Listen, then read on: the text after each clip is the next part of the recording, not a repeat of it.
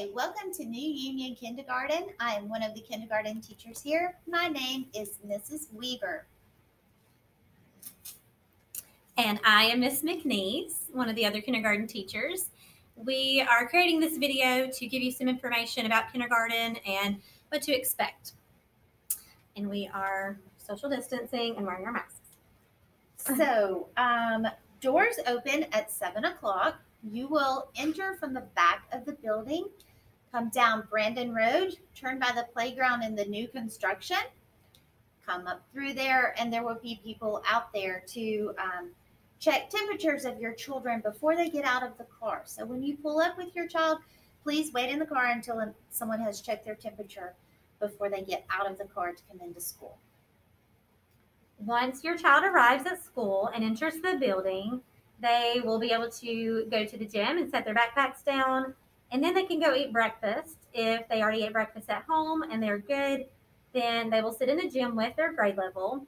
If your child needs to eat breakfast, then they can do that between 7 o'clock and 7:30.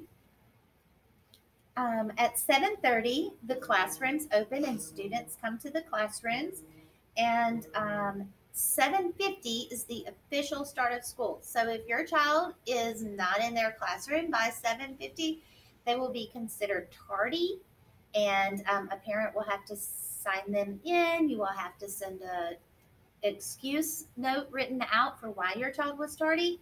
So, and the other thing is our day starts at 7:50. So please have your child inside our classroom before 7:50. If they're late, they might miss some fun things. So hopefully they're going to want to be here on time every time. Okay, I think we covered all of those. Cartoons.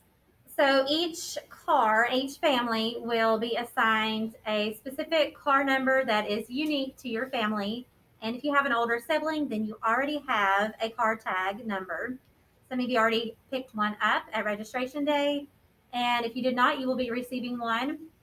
But they need to be placed on your rearview mirror so that the adults outside at dismissal time will be able to quickly type in your child's car tag number, and that lets the child and the teacher know that their car is here, and then they will be dismissed to your car at that time. If your child happens to be going home any way other than their normal pickup way, please send a note each time with directions and permission for your child to go home a different way that day. Otherwise, we assume it's the normal way. If the person picking up your child does not have the car tag, then they will not be allowed to take your child. They will have to come to the front of the building, come in, and make sure that they are listed as someone that is allowed to pick up. So please make sure the grown-up picking up your child has the car tag. Right. They will ask for driver's license, ID. We're just absolutely making certain that we are keeping every child as safe as possible. So that's another protective measure that we have. In kindergarten, actually our entire school, but in kindergarten we use Class Dojo. Some of you with older children may be familiar with this. If you are not, you will get a Class Dojo code on Friday whenever your teacher calls to tell you which classroom your child is in. You need to sign up for Class Dojo ASAP. That is how we communicate, and that is how we share wonderful behavior throughout the day. Or if we've had an issue that we need to take a point away for, that will go through Dojo as well. So with Class Dojo, that's really our main form of communication with parents. And there's an app for Class Dojo, and it will send you a message. If we are trying to communicate with you, you can send messages back to us. You can see classwork and how your child's behavior has been. So with Class Dojo, you can access it right on your phone. So it's very, very convenient. So we use it to award points to students for positive behavior. They can earn points for doing a variety of things like walking nicely in the hall, being a good friend, being a good listener, participating in class, and much, much more. But on the other side, they can also lose dojo points for any negative behavior that they might have. So you will have access to that right on your phone daily. And we hope that you will be able to speak with your child each day about their behavior. That might be a good conversation to have as soon as they get in the car. How was your day? I saw you got some dojo points. Or if they lost a dojo point, then you should have a conversation with them about why they lost that point and what they can do better next time so they're not repeating that behavior. So, a common way that dojo is extremely important for our school is in the wintertime, if school closes early for snow. First thing we do is send out a dojo message. You're going to hear about it quickly that way. Another example, parents communicating to teachers. I've had parents send a message in the morning and say, "Heads up, we had a rough morning. Just letting you know." Those kinds of things. They're the fastest communication for us whenever we're busy with students in the room. We can check that quickly. Yay! Lunch. So let's talk a minute about lunch. You are able to send a lunchbox with your child, but we encourage you to send things that your child will be able to open on their own. That just eliminates any extra hands on your child's food, especially right now. And also, it just helps them to be more independent as well. So practice at home and send things that you know your child will be able to open.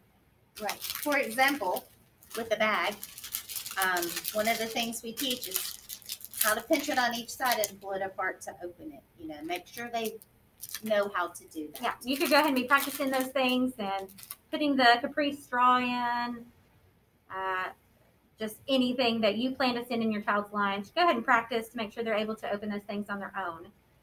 If your child is getting a lunch at school, then they will go through the lunch line in the cafeteria. We will go with them and help them through the line to make sure they get what they need and want.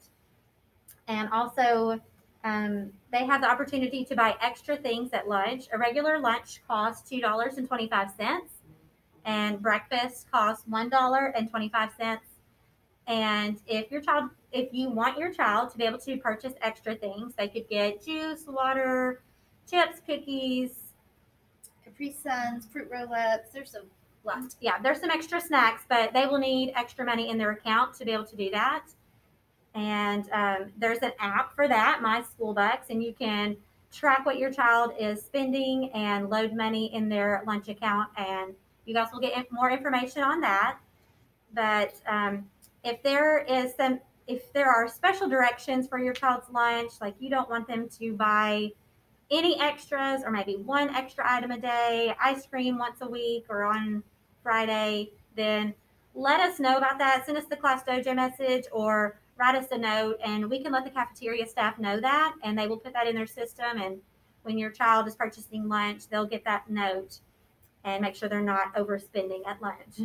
So the kindergarten standard for ice cream is the last day of the week, whether that be Thursday or Friday. The last day of the week, they're allowed to get ice cream as long as the parent has the money in there for them to purchase ice cream. And one thing I forgot, sending lunches, we do not refrigerate and we do not microwave. So make sure it's ready to eat whatever you choose to send.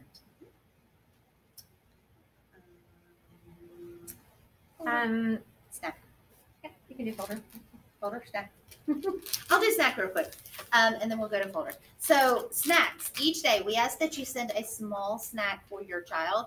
There is a short amount of time that we have for snacks, so please don't send a big, elaborate to-do.